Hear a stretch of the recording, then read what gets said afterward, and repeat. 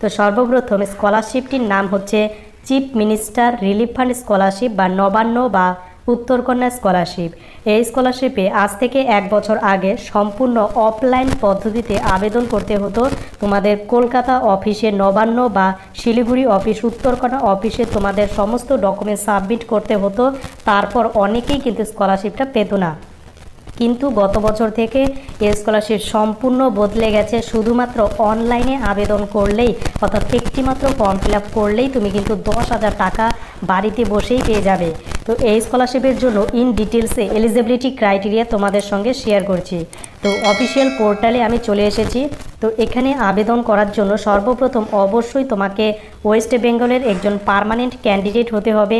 এক্ষেত্রে SC ST OBC general নির্বিশেষে ছেলে মেয়ে প্রত্যেকেই আবেদন করে দিতে পারবে। দ্বিতীয় যে যোগ্যতা বলছে সেটা হচ্ছে অবশ্যই তোমাকে ওয়েস্ট বেঙ্গল বোর্ড থেকে পাস করতে হবে, মাধ্যমিক বা উচ্চ মাধ্যমিক। অন্য বোর্ড থেকে পাস করলে এই স্কলারশিপ পাবে না, শুধুমাত্র মাধ্যমিক বোর্ড পাস করলেই স্কলারশিপ পাবে। এবং স্কলারশিপের জন্য তোমাদের কত পার্সেন্টেজ নম্বর লাগবে, তোমার যদি 50 থেকে 60% নম্বর থেকে থাকে মাধ্যমিক বা উচ্চ মাধ্যমিকে, তাহলেই তুমি আবেদন করে দিতে পারবে।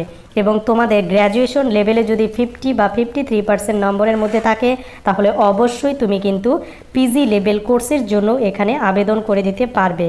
তো এখানে পরে বলে দিয়েছে যে সমস্ত ক্যান্ডিডেটরা অন্যান্য সরকারি স্কলারশিপে আবেদন করেছে বা আবেদন করবে, তারা কিন্তু এই স্কলারশিপ থেকে টাকা পাবে না। অর্থাৎ তুমি যে কোনো একটি সরকারি স্কলারশিপে আবেদন করতে পারবে। এবং এক্ষেত্রে তোমাদের ফ্যামিলি ইনকাম কিন্তু 1,20,000 টাকার কম থাকতে হবে। এবং এই স্কলারশিপের জন্য আবেদনের জন্য কি কি ডকুমেন্টস লাগবে এক ঝলকে দেখে নেই। একটা কিন্তু ডিক্লারেশন বের করতে হবে, অর্থাৎ তোমাকে পেন দিয়ে ফিল আপ করতে হবে এবং সেটা কিন্তু তোমার এই ডকুমেন্টসের সঙ্গে অ্যাটাচ করতে হবে। তার সঙ্গে তোমাদের কিন্তু MLA বা MP রিকমেন্ডেশন লাগবে। এরপরে তোমাদের কিন্তু ভিডিও বা SDO বা জয়েন্ট ভিডিও এই সমস্ত বা মিউনিসিপ্যালিটি এরিয়ার ক্ষেত্রে ডেপুটি কমিশনারের কিন্তু তোমার ইনকাম সার্টিফিকেট লাগবে। এরপর তোমার সেলফ ডিক্লারেশন লাগবে, অর্থাৎ তুমি কোন স্কুলেই পড়াশোনা করছো, তুমি অন্যান্য স্কলারশিপ পাচ্ছ কি না। তো এই বিষয়ে তোমার কিন্তু পেন দিয়ে ফিল আপ করে তোমাকে কিন্তু নিজস্ব একটা ডিক্লারেশন দিতে হবে। এরপর তোমার ক্লাস 10-এর মার্কশিট লাগবে বা অ্যাডমিট কার্ড লাগবে। এরপর তুমি যেই এক্সাম পাস করেছো সেই এক্সামের তোমার কিন্তু ডকুমেন্টসটা এখানে প্রোভাইড করতে হবে। এরপর যারা বিভিন্ন র্যাঙ্ক করেছে ডিপ্লোমা, BE বা BTech, MBBS বা নার্সিং ফার্মেসির ক্ষেত্রে, তো সেক্ষেত্রে কিন্তু নার্সিংয়ের যে বা তোমার যে র্যাঙ্ক কার্ড সেটা কিন্তু লাগবে। এছাড়া এই সমস্ত প্রফেশনাল কোর্সের অ্যালটমেন্ট লেটার কিন্তু লাগবে।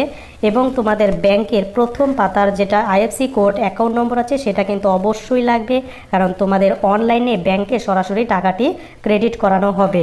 এরপরে তোমাদের যে ডকুমেন্টসটা লাগছে সেটি হচ্ছে admission receive copy of current year, অর্থাৎ তুমি যদি মাধ্যমিক পাস করে 11-এ অ্যাডমিশন করো, তাহলে 11-এর যে অ্যাডমিশন রিসিভ কপিটা সেটা কিন্তু তোমাদের কিন্তু লাগবে অবশ্যই।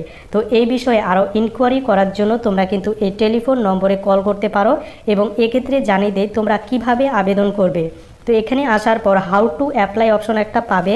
তো এখানে আসার পর যে এই যে অফিসিয়াল ওয়েবসাইটে বা একটা লিঙ্ক দেওয়া রয়েছে সেই লিঙ্কে ক্লিক করবে হাউ টু অ্যাপ্লাই সেকশনে। এরপর তোমাদের সামনে এই ইন্টারফেসটা নিয়ে আসবে, যেটা কিন্তু নতুন করে ওয়েবসাইটটা তৈরি করা হয়েছে।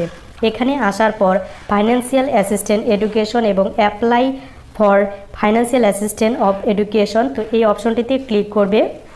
ক্লিক করার পর তোমাদের এখানে কিন্তু অ্যাপ্লিকেশন রেজিস্ট্রেশন করতে হবে এবং রেজিস্ট্রেশন করার পর তোমাদের কিন্তু ফাইনাল অ্যাপ্লিকেশন কিন্তু করতে পারবে।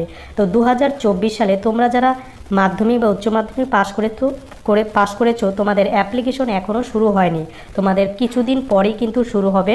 তো যখন শুরু হবে তোমাদের জন্য অবশ্যই কিন্তু ভিডিও প্রোভাইড করব। তো ভিডিওটি কেমন লাগলো অবশ্যই কমেন্ট করে জানাতে ভুলো না।